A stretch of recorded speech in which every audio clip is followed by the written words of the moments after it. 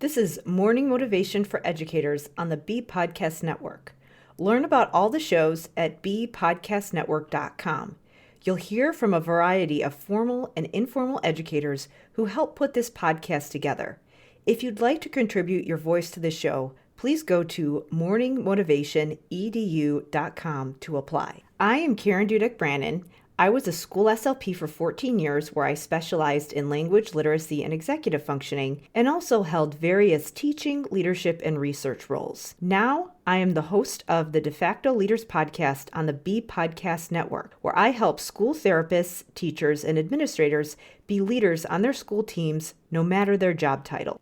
As someone who collaborates with people who work in both the public and the private sector, I follow a lot of people on social media, like all of us, to be honest. Most of us are on Instagram and Facebook, or at least some of the social media. And so naturally, you end up scrolling and seeing posts that are sometimes triggering. And I would say the things that are most triggering to me right now are the posts that criticize what people are doing in the school systems and the school system as a whole. And while I agree that we need to improve, there are a lot of places where we could be doing better, it frustrates me when I hear some of these comments. So it's easy to get in your head and feel like you're inadequate or feel like you're not doing the best things for students and maybe even second guess what you know. Many times the people who are posting these things, maybe they're knowledgeable in one area, but they don't know as much about your job as you do. So I wanted to take this time today to point out one thing that I see being said frequently about schools and look at it a different way, especially if this has caused you to feel a little triggered or second guess yourself. One trend right now, and obviously this isn't a trend, this is something that schools have been doing for a long time, is the focus on getting high quality curriculum and materials into the hands of teachers. The idea of curricular alignment has been a push for a long time because districts want to know that the things that they're doing at each grade level are scalable across the grade level, and also that there's alignment when students go from one grade to another. I'm a person who sells products to people working in the schools, so I've seen their tendencies as far as what kind of products they're interested in. And I've also talked to other people who work in the ed tech space who are selling curriculum products at a much larger scale to districts, and they're seeing the same thing. Schools want core curriculums. They want to know that their staff has the basic things that they need in order to do their job well. So one of the biggest criticisms that I've seen is that districts are too cookie cutter, curriculums are too focused on skills that aren't functional, we're doing too many worksheets, there's too much homework, and it's all about academics, and we're not teaching kids the soft skills or the other skills that they need in order to be prepared for the workforce or adulthood.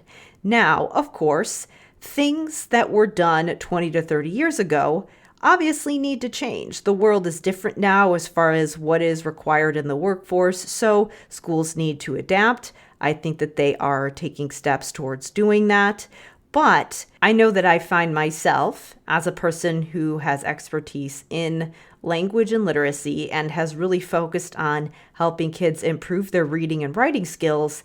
I know that I've gotten caught in my head when I see people criticizing schools and suggesting that we are focusing too much on academics. And it makes me second guess the years and years of experience and research that I have seeing what works for students, as well as looking at the research and trends longitudinally across students' lives that show that reading and writing skills are very important when it comes to expanding opportunities in the future. And I would add math skills here as well. My expertise is literacy, but the same is true for math as well. And I'm not intentionally excluding the other content areas. I would say that the same is true for them as well. And here's the thing. Of course we need soft skills. Of course we need problem-solving skills.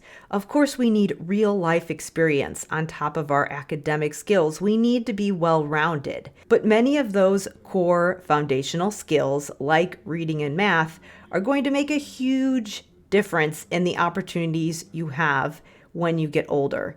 So it makes sense for schools to first and foremost focus on those academic skills.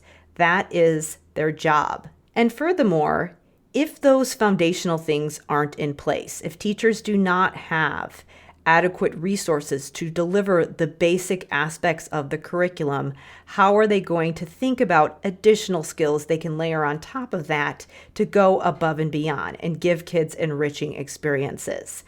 So my takeaways for you for today are, number one, you can't think above and beyond about all these other well-rounded things that kids need if you don't have the foundation in place.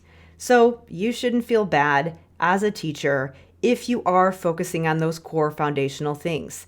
Second, I would say that when you see people criticizing the education system, always consider the source.